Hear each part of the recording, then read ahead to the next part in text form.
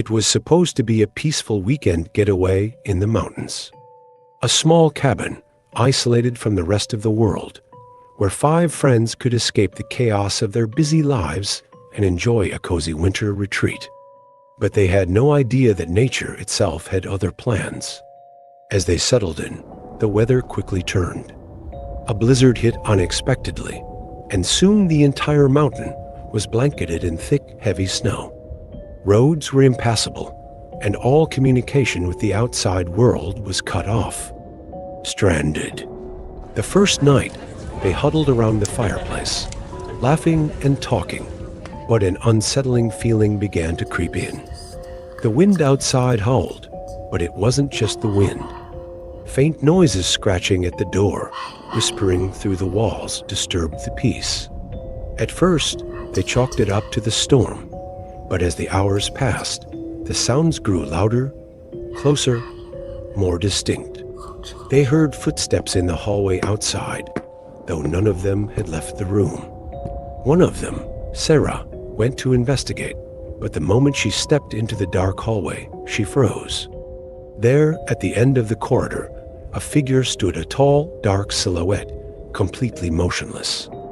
"Sarah, get back here!" Her friend screamed, but it was too late. The figure moved, gliding silently toward her, faster than humanly possible. Sarah screamed, but the sound was swallowed by the storm. When they found her, she was gone, vanished without a trace. Panic set in. They tried to leave, but the door wouldn't open. It was as if the cabin itself had locked them in. Hours passed, and one by one, they began to vanish, taken by something they couldn't see, something older than the storm itself. In the dead of night, when all hope seemed lost, the door opened. The storm had passed, and the outside world lay calm. But the cabin was empty. There was no sign of Sarah or the others. Only snow and silence. And somewhere in the distance, the faint sound of a whisper.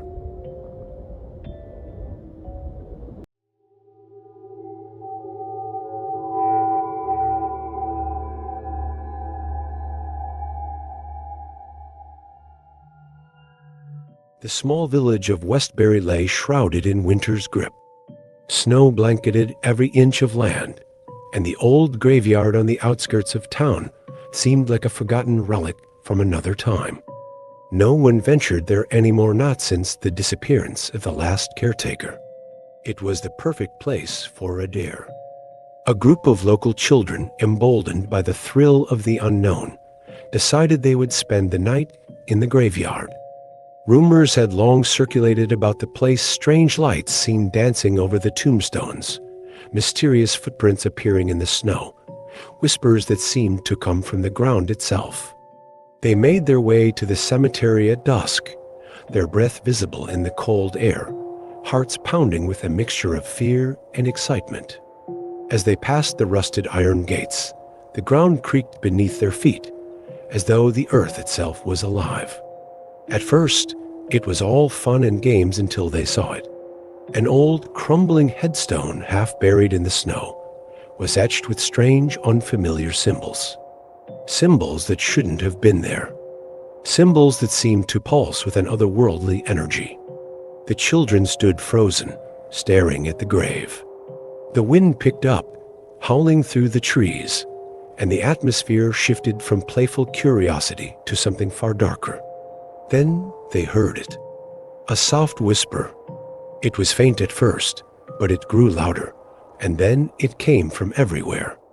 From behind the tombstones, from beneath their feet, from within the very snow itself. "Leave this place," the voice hissed. "You've disturbed the dead." A cold, unnatural chill spread through their bodies. The ground beneath them began to tremble. From the corner of their eyes, they saw shapes moving in the shadows, dark, twisted forms that flickered and vanished as quickly as they appeared.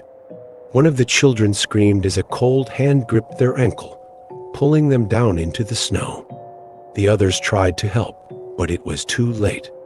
They watched, helpless, as their friend disappeared beneath the earth. The remaining children ran, but the snow seemed to stretch endlessly before them. They couldn't find the gate. They couldn't escape.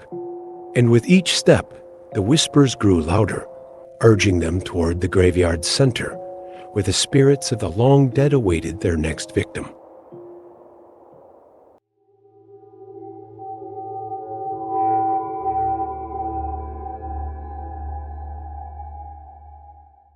It was meant to be a quick boat ride away to get away from everything, to find solace in solitude.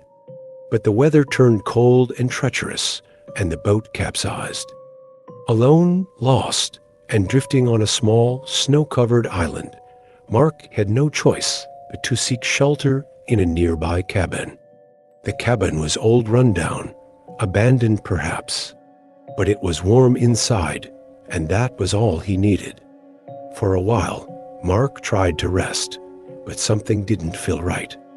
The air in the cabin felt thick, almost suffocating, as though it had not been disturbed in years. Then there were the shadows moving across the walls as if alive. He brushed it off at first, telling himself it was just the flickering fire. But that night, he heard footsteps outside the cabin, soft, deliberate. When he opened the door, there was no one there. Yet, as the wind whispered through the trees, he could swear he saw a figure standing just beyond the tree line. Tall, cloaked and black, watching. The following night, the shadow returned, closer now, standing just outside his window. Mark's heart raced as he watched it, paralyzed with fear. He tried to call out, but his voice caught in his throat. Suddenly, the door to the cabin creaked open. The shadow was inside. Mark scrambled backward, but the figure moved with inhuman speed, grabbing him by the throat. It whispered in a voice as cold as death, "You shouldn't have come here." In that moment, Mark realized the island was not abandoned. It was a prison, and he had been brought here to join the others who were already lost, trapped in a world between life and death, forever bound to the island's darkness.